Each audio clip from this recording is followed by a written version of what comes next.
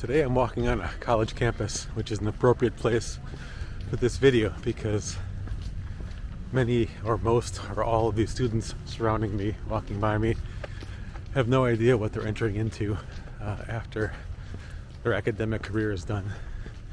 And they enter the working world and they work for a company, a corporation, the man, corporate America, as we call it here. Okay, well, what do I mean by this? The corporate world is a game. Well, it's not like when you grew up in your family. If you're lucky, your parents were fair. Your parents told you how good you were, how you could be anything you wanted to be. If you had siblings, things were divided up fairly. Somebody got this dessert one night, somebody got that dessert the other night, somebody got to sit in the good chair this time.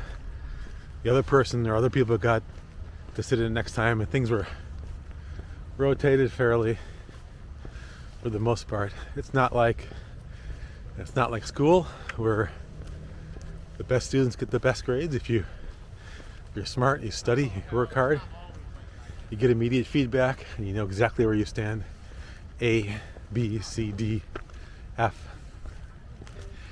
And it's not like sports where, let's say, the best, if you play basketball, the best starting five basketball players get to start the game and they get on the floor the most.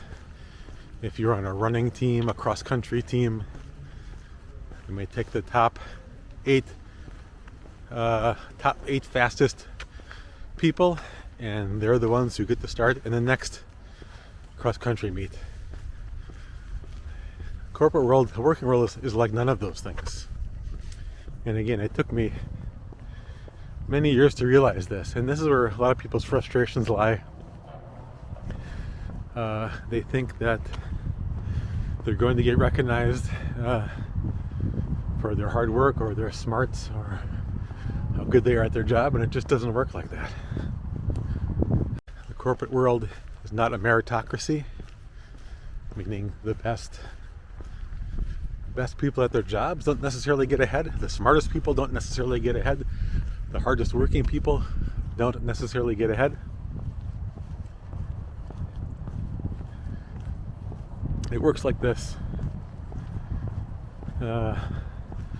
Corporations exist to make money, so owners and shareholders will elect a board and a CEO to help them get profits. The CEO has his executive team and people directly under him to help maximize the stock price or help maximize profits. Now, these people don't want to give up their jobs. These are nice jobs. Just pay a lot of money. So it's not like you're going to come into a corporation and say, and someone's going to tap you on the shoulder and say, hey, you know, I think you're pretty smart. You know, you seem to know what you're doing. I think we're going to put you in the VP position, in the senior director position. It doesn't work like that. People do not want to give up their jobs. So if you're a threat, you're not getting ahead. You're only going to get ahead if you're valuable to your boss, and you're not a threat, and there's an opening, and you work in the right industry, and you work on the right product. So there are many different variables. Now, there are things you can do, and we'll talk about these more in other videos, but again, you have to be valuable, you have to be likable, people have to want to work with you, they have to trust you, and it probably helps if you're a very hard worker, or if you're willing to work extra hours, or you're clever and you're smart and you get the job done. Those are all things that are valuable. And but again, it's about, do people want to go to battle with you, and your bosses like you? Do other people like working with you? Because they just want to use you to get their job done easier, and the next person to get their job done easier, and the next person to get their job done easier and better, and make the company money and make those profits. So that's all it boils down to. It's nothing personal. Once you realize this, it frees you up, right? So number one, it kind of, it's acceptance. It frees your mind up. It eliminates some of that frustration, because now you realize this is just a different type of game. This is not a meritocracy. This is not school. This is not sports. And it's not personal. And secondly, once you realize this, you also have to realize that you have to protect yourself, and you have to have options. You have to be ready to jump to another job when it makes sense, because believe me, and I think many of you know this, the corporation will not hesitate to let you go.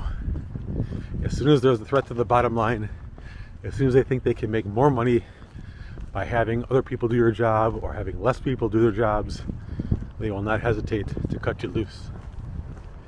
So, knowing this frees up some of that frustration. I think, at least for me, it does. And it allows you to be free to protect yourself and focus on your options, and focus on what else you could be doing, because you don't have to think of the corporation as a father figure, a mother figure, your coach. You don't have to feel guilty. They're not going to care, believe me. They're not going to care if you take a different position in the company, a different position elsewhere. All they care about is their bottom line and getting their job done easier. And to that extent, it just may be a minor inconvenience, but it's about you and protecting yourself and protecting your options. And this is what we call being anti-fragile, having the options. So if this topic interests you, if this makes sense, please subscribe to the channel.